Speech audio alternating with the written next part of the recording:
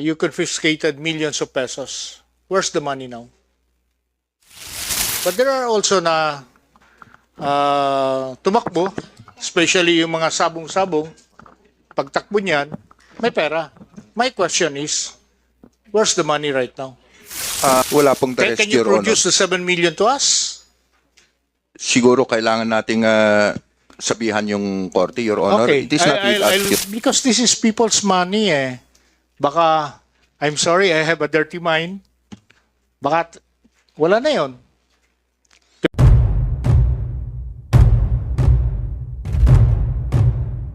Before I recognize the NBI, Congressman Wiltel Parma, you want to say something? Yes. A while ago, there was a motion inviting the regional director to be present on the next hearing. May I suggest that we will be on Thursday or Friday, since we have the committee of the whole, no? So we cannot, so that we have the whole day discussing this. And also, if we can invite all the law enforcement agencies within the region, for example, the NBI, since they are part of, para may check and balance din sila.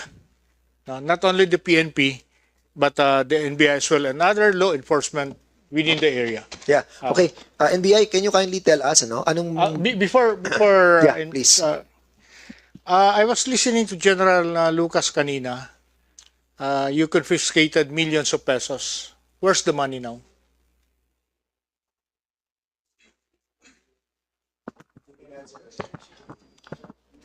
Nasaan yun? As part of the evidence, Your Honor. Ano mo Nasa korte po. masabi mo na evidence yan at large ngayong ano eh. Because under the law, you have to deposit that the following day. Bawal yun. So my question is, where's the money right now? Hindi naman lahat na na-confiscate ninyo na nahuli yung perpetrators or those engaged in illegal. But there are also na tumakbo, especially yung mga sabong-sabong, pagtakbo niyan, may pera. My question is, where's the money right now? Yung mga cases na na-file through regular filing, ibig sabihin wala yung tao, Your Honor.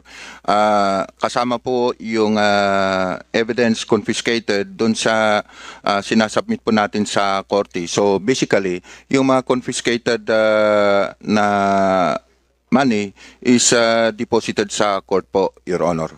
How about the rest? Wala pong the rest, Can you Your Honor. produce the 7 million to us? Siguro kailangan nating sabihan yung korte, Your Honor. Okay, It is not with us, I'll Your make a Honor. motion to that. You submit that in the next committee hearing. I want certification coming from the court that you deposited 2 million, 3 million, and so on and so forth. Can you produce that? Or We will try, Your Honor, to coordinate with the court, Your Honor. yeah, because this is people's money eh. Baka, I'm sorry, I have a dirty mind. Baka, wala na yon. 2023 to 24 or 2020 pa. That's amounting to 7 million. So that's why I'm asking, where's the confiscated money right now? We'll try to coordinate with the courts, Your Honor, kung Okay. saan po naka-file yung mga cases. Pero sa palagay mo, General, lahat ba? May mga apprehension ba?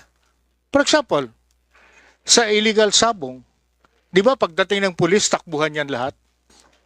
Opo, sir, pero may mga nahuhuli rin po, sir. No. Ito lang ano, di ba pagdating ng pulis, takbo yan? May mga bet dyan sa loob. Yes, Your Honor. Saan dinilagay yung pera? Sa Sir, inyo? Yung perang bet money, Your Honor. Yes, na-confiscate kasi takbuhan na yon. Sir, Why kasama should po, I bother 1,000, Kung, 2,000 pesos? kung nakatakbo po yung tao, kasama na po yung perang naitakbo niya, pero yung mga nahuhuli po natin, No. I will disagree with you, General Lucas. Kasi pagtakbo ng tao, he or she don't mind the money that he put it there. Ang nasa mind niya, paano ako maka-escape? So yung pera na nandyan, I'm asking, where's the money? Kasi sa pera ng Your Honor, as one of that the... should be deposited to the Bureau of Treasury.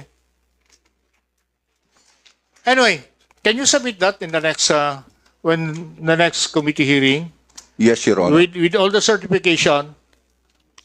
Yes, Your 7 Honor. million yan Opo. as of ito.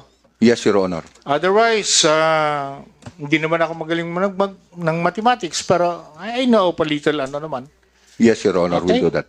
Okay, Thank RD, pakisabit na lang po sa amin yung ating certificate. And Yes, at Your the same Honor. time, RD, can I ask kung ano yung conviction rate natin sa mga illegal gambling cases natin? Meron ba tayong how many are yung conviction rate? Kung ilan talaga yung na-convict na natin sa illegal numbers games? Meron ba tayong ganun? Or for that purpose, lahat na ng illegal gambling? As of this time, Your Honor, wala po kaming data with regards to the conviction rate, but we'll try to coordinate with the courts, Your Honor, Yeah, please. na makakuha. So, ang gawin na lang natin siguro yung category, lahat. Para makita natin kung ano yung mga illegal gambling na talagang mataas ang conviction rate sa mga mababang mga illegal gambling. Kasi iba-iba yan eh.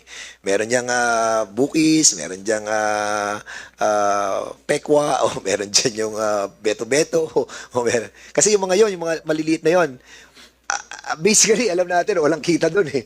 Walang kita doon, kaya yun, hindi pinapansin yun eh. Pero pag nakita mo yung mga illegal numbers games, dito na tumataas, makikita mo.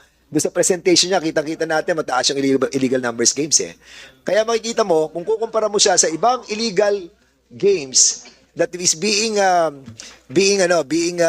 used by our people, kitang-kita mo yung illegal numbers games ang pinakamataas sa lahat. Di ba? Am I correct? Yes, Your Honor. Oh yes. Oh, in other words, kung gano'n na yun ang pinakamataas, so meaning, there must be something on it. Dahil bakit mataas yun? Di ba? So before I recognize Congressman Paduano and Congressman Busita, the Chair would like to recognize muna si General Leo Francisco. Yes, Mr. Chair, I can give you the conviction rate of Region 4A from the year 2021 until February 2024. So out of 11,472 cases or operations, 34% of it was filed in court. How many? 34% or Out of about the- 3,861. So out of the 11,400 cases of illegal gambling, sa lahat na yan, total. It's a 4A only for Yes, oh. yes. 11,400 cases of illegal gambling, 3,861 were filed in court. 3,861 filed. Conviction. About 21% or 814 were convicted. 814 is convicted. And what is the classification of the 814 conviction? Sir, we will provide Yan. this So we need to committee. find out kung ano yung Thank you. matataas na conviction.